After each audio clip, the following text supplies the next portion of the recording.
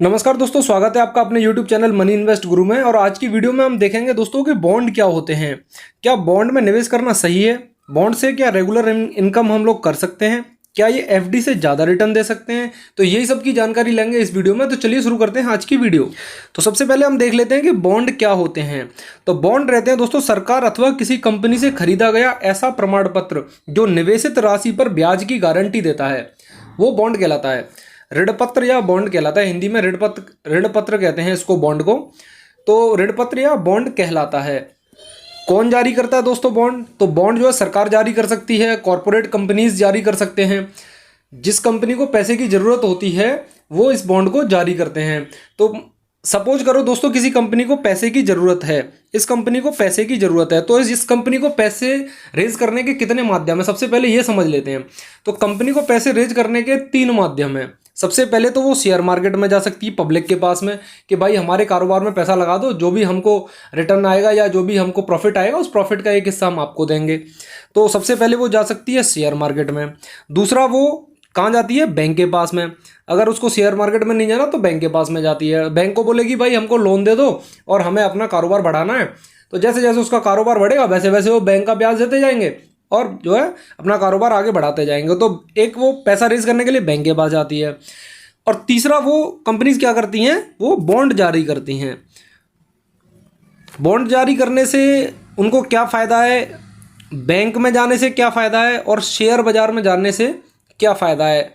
तो जब कोई कंपनी को बहुत ज़्यादा पैसा रेज करना होता है तब तो वो सीधा शेयर बाजार में पब्लिक के पास चली जाती है और बोलती है कि भाई हमारी कंपनी का शेयर खरीद लो, हिस्सा ले लो, हमसे हिस्सेदारी ले लो। तो वो आईपीओ लेके आती है और शेयर बाजार में लिस्टेड हो जाती है। और लिस्ट होने के बाद में उसके शेयर ट्रेड होने लग जाते हैं। तो फर्स्ट में आईपीओ लेके आके अपना पैसा रेज कर लेती है।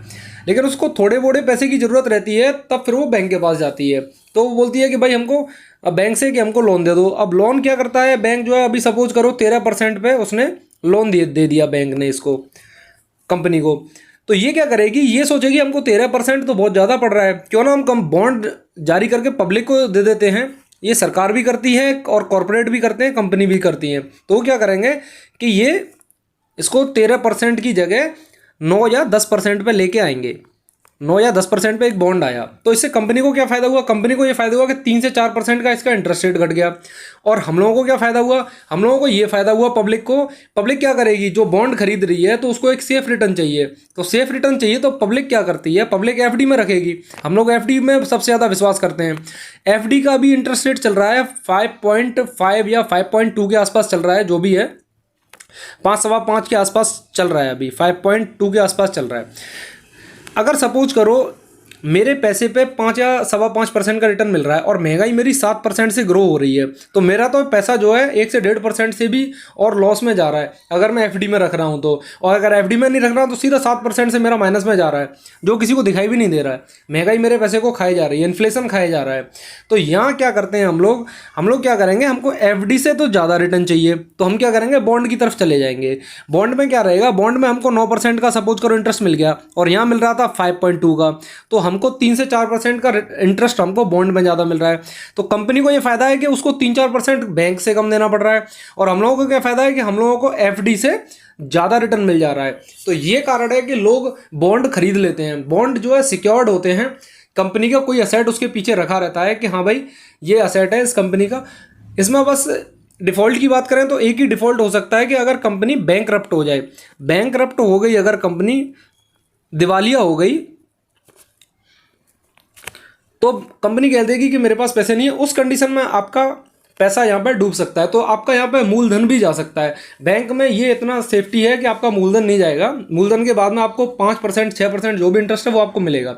लेकिन ये बहुत रेयर केस में होता है बॉन्ड में कि कोई कंपनी बहुत ज़्यादा डिफ़ॉल्ट ही कर जाए, तो ऐसा जनरली होता नहीं है। लेकिन फिर भी अगर हमें बॉन्ड खरीदना है तो हमें AAA रेटेड कंपनी में जाके बॉन्ड खरीदना चाहिए। AAA रेटेड कंपनी जो है सेफ कंपनी मानी जाती हैं और इनके डिफ़ॉल्ट करने के चांस बहुत कम ना के बराबर होते हैं।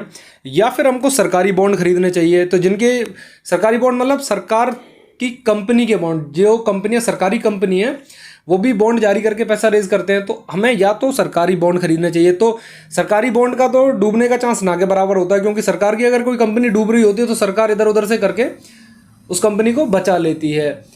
कहीं ना कहीं से उसमें पैसा डाल देती है। अब जब सरकारी डूब जाएगी तो फिर हमारा 1-2 लाख 2-4 लाख अगर पड़ा भी है किसी बॉन्ड में तो फिर उसका कोई फर्क भी नहीं पड़ता है। तो ये रहता है कॉन्सेप्ट इसका बॉन्ड का।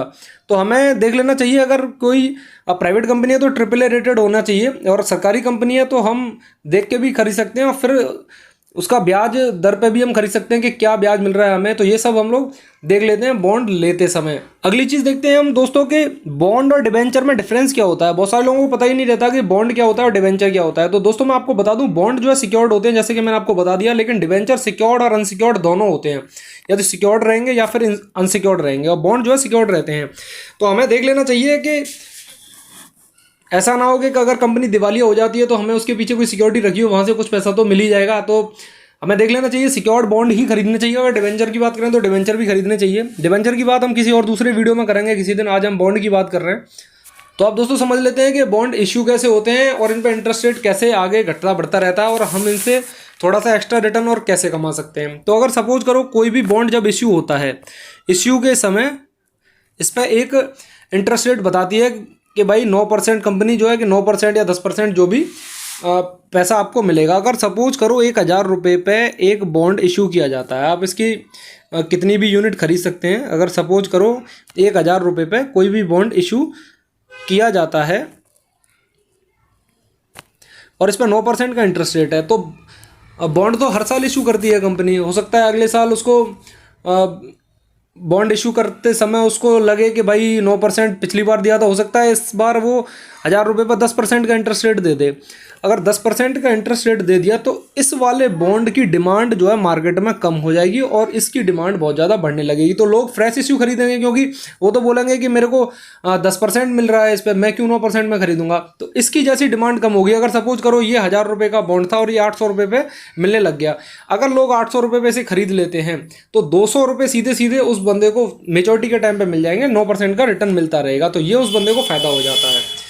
और ऐसे ही होता है कि अगर वो बॉन्ड नया वाला 8% पे इशू करती है अगली साल, तो फिर इस वाले बॉन्ड की डिमांड ज़्यादा बढ़ जाएगी और ये डिमांड 1,000 से 1,100 रुपये या 1,200 रुपये पे भी मिलने लगेगा। तो फिर लोग क्या करेंगे, ये नए वाला बॉन्ड को नहीं खरीदेंगे, यहाँ पुराने वाले बॉन्ड को खरीदेंगे, तो जिसकी वजह से इसकी प्राइस ज़्यादा बढ़ जाएगी। तो ये कॉन्सेप्ट रहता है बॉन्ड का और उसके इंटरेस्ट का। तो दोस्तों बॉन्ड के बारे में मैंने आपको सब कुछ बता दिया है कि बॉन्ड कैसे इशू होते हैं, कंपनी को क्या ज़रूरत होती है तब बॉन्ड इशू होते हैं, इशू प्राइस क्या होता है, बाद में उनका डिमांड सप्लाई की वजह से कैसे कम ज़्यादा हो जाते हैं, और सिक्योर्ड कैसे होते हैं वो, और हमें AAA रेटेड कंपनी को देख के ही बॉन्ड खरीदने चाहिए। ये सब बात मैं आपको इस वीडियो में बता चुका हूँ। तो बॉन्ड के बारे में लगभग हम सारी बातें ख़त्म कर ही चुके हैं। तो दोस्तों इस वीडियो को देखने के लिए आपका बहुत बहुत धन्यवाद। मनी इन्वेस्ट गुरु चैनल को देखने के लिए आपका बहुत बहुत धन्यवाद। अगर आपने इस चैनल को सब्सक्राइब नहीं किया दोस्तों तो सब्सक्राइब जरूर कर लें, क्योंकि सब्सक्राइब करने से आपके पास में नोटिफिकेशन आते रहेंगे। इस तरह की वीडियो मैं दोस्तों बनाता रहता हूँ। इस वीडियो को शेयर करें तथा लाइक जरूर करें। लाइक करने से क्या है, मेरा मोटिवेशन थोड़ा बढ़ता है, तो जिसकी वजह से मैं ऐसे वीडियो जल्दी जल्दी आपके लिए बनाता रहता हूँ। तो दोस्तों इसी कोड के साथ में इन्वेस्टिंग करते रहें तथा अपनी वेल्थ बढ़ाते रहें। धन्यवाद दोस्तों, जय हिंद।